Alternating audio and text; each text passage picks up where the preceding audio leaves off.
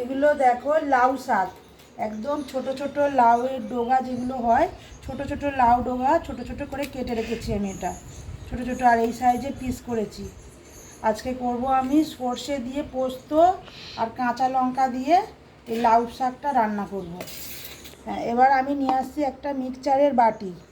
মিক্সচারের বাটিতে আমি প্রথমেই দেবো এটা 2 চামচ কালো সর্ষে, 2 থেকে 3 চামচ হলেও অসুবিধে নেই, দিয়ে দিলাম 3 চামচ কালো সর্ষে। আর এটা দিচ্ছি আমি 1 চামচ, এটা হলো 2 চামচ, 3 চামচ পোস্ত, গোটা পোস্ত।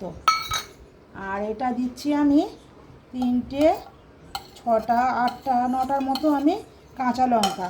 এটা আমি মিক্সচারে পেস্ট করে নেব। একটু জল দিয়ে দিলাম, অল্প একটু জল দিয়ে নিয়েছি এতে। এবার আমার সর্ষে পোস্তটা লঙ্কাটা প্রায় মিক্সচারে ফ্রাই করে নিলাম, মানে মিক্সচারে করে নিয়েছি। এবার আমি এতে ঢেলে নিচ্ছি একটা বাটিতে। আর দেখো কত সুন্দর হয়েছে। এবার আমি একটু এটা জল দিয়ে ধুয়ে নিচ্ছি, যেহেতু এতে পোস্ত আর সর্ষে অনেকটাই লেগে আছে, খুব ভালো করে ধুয়ে নিচ্ছি এটা আমি।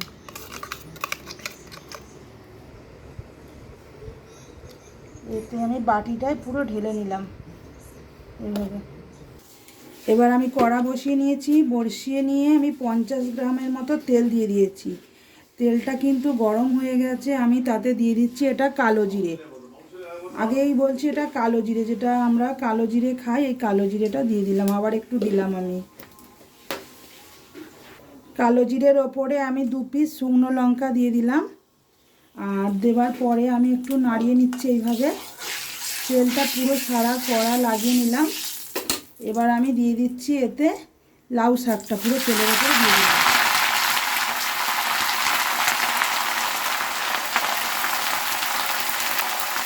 এবার আমি লাউ শাকটা নাড়িয়ে নিচ্ছি পুরো নিচ থেকে ওপর পর্যন্ত, পুরো এইভাবে নাড়িয়ে নিতে হবে।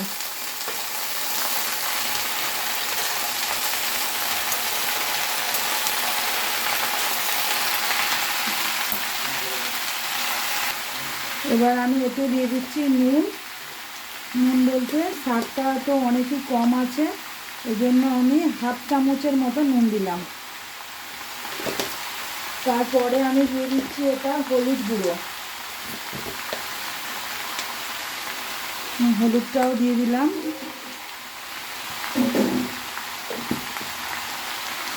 আবার আমি এতে দিচ্ছি 1/2 চামচ চিনি। তারপরে কিন্তু আবার আমি এটা নাড়িয়ে নিচ্ছি।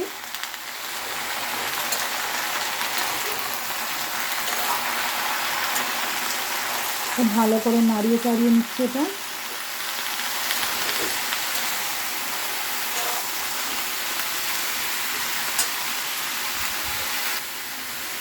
এবার আমি এতে একটা ঢাকনা চাপা দিয়ে দেবো।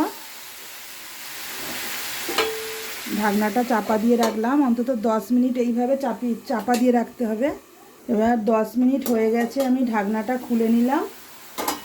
খুলে আমি আবার একটু নাড়াচাড়া করে দিলাম, এটা এইভাবে নাড়াচাড়া করে নিচ্ছে।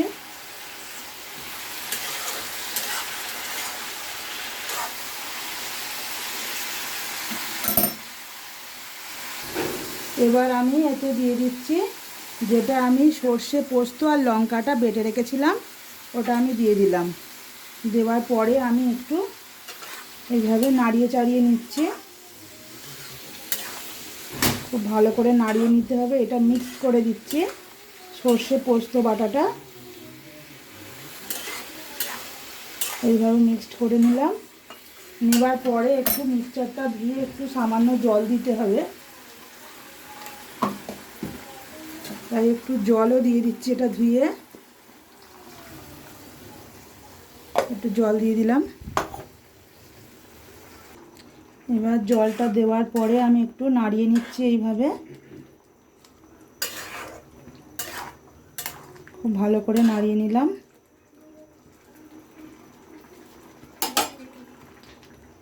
এবার মিনিমাম এটা 15 মিনিট একটা ঢাকনা চাপা দিয়ে রেখে দিতে হবে। ঢাকনাটা চাপা দিয়ে দিলাম, আর গ্যাসটা একটু লোতে রাখতে হবে। এবার 15 মিনিট হয়ে গেছে, আমি একটু ঢাকনাটা খুলে নিই। 15 মিনিট পরে ঢাকাটা খুলে এবার দেখছি পুরো একদম কিন্তু ঝোলটা মরে গেছে, আর শাকটাও সেদ্ধ হয়ে গেছে। দেখো পুরো এইভাবে আমি একটুখানি কেটে কেটে দিচ্ছি, যেটুকুনি শাক গোটা থাকবে বা কিছু একসাথে হয়ে থাকবে ওটা পুরো ছাড়া ছাড়া হয়ে যাবে।